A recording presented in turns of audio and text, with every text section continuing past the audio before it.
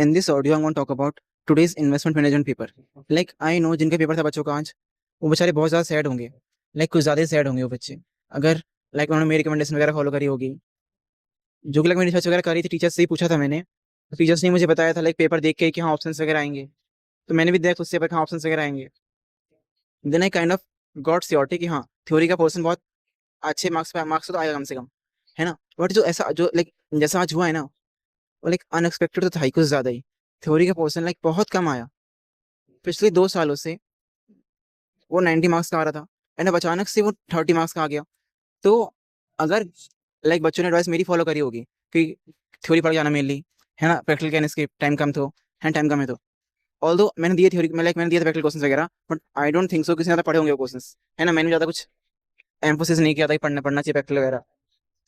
तो उसको लाइक कुछ भी समझ नहीं आया होगा प्रैक्टिकल पार्ट में, उसको कुछ भी समझ नहीं आया होगा. बेसिकली उसने तो बस थ्योरी अटेम्प्ट करा होगा. हाँ, थ्योरी क्वेश्चन तो थे, वो मुश्किल नहीं थे. थ्योरी वाले क्वेश्चन तो ईजी थे, डेटा एडमिट.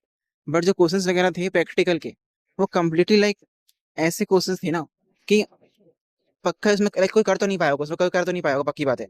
जिसने अच्छे से नहीं पढ़ा हो डिटेल में एकदम, वो कोई कर नहीं पाया होगा पक्का वो क्वेश्चंस वगैरह. सो लाइक अब क्या कर सकते हैं. गलती तो है, मेरी भी गलती है.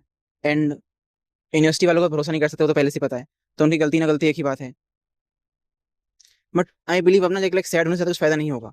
सैड वगैरह होने से कुछ फायदा नहीं होने वाला है. इतना है कि डीएससी सब्जेक्ट्स वगैरह में पास हो जाता है बच्चा. पास फेल में उतना ज़्यादा देखते नहीं हैं. एंड जब भी ऐसा कुछ होता है कि लाइक कुछ ज़्यादा सिग्निफिकेंट चेंज वगैरह हो गया है, तो पास बच्चों को कर देते हैं नॉर्मली. एंड आई बिलीव अगर आपने मेरे रिकमेंडेशन वगैरह फॉलो करी होगी, तो एटलीस्ट आपने थ्योरी के तो पूरे अटेम्प्ट कर दिए होंगे एटलीस्ट. तो थ्योरी 30 मार्क्स की थी, ठीक है. तो लेट्स से 28 मार्क्स तो आ ही होंगे, 28 मार्क्स.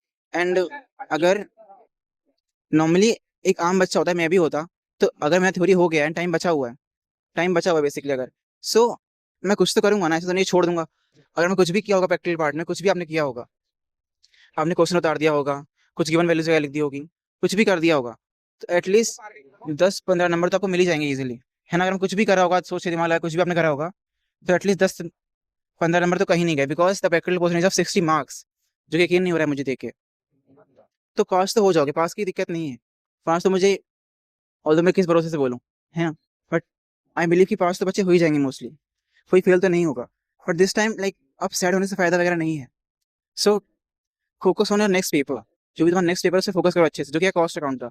एंड जैसा ट्रेंड चल रहा है ना बेसिकली, इतने अनएक्सपेक्टेड क्वेश्चन वगैरह आ रहे हैं, तो प्रिपेयर रहो, उसमें भी शौक लग सकता है. बस मुझको इतना ही बोलना था. एंड बताना है तुम्हारा पेपर कैसा गया. जहाँ तक मुझे लगता है कि बहुत खराब ही गया होगा. अच्छा तो नहीं, बहुत ही खराब गया होगा, खराब भी नहीं, बहुत ही खराब, ये मुझे लगता है बेसिकली. सो बताना, शेयर करना कैसा गया तुम्हारा पेपर. लेट मी सी. वरना मैं लाइक आवाज तो उठाऊंगा इसके खिलाफ कुछ ना कुछ तो, बट उससे होगा कहाँ कुछ. But I will try something good, like I will try to do something.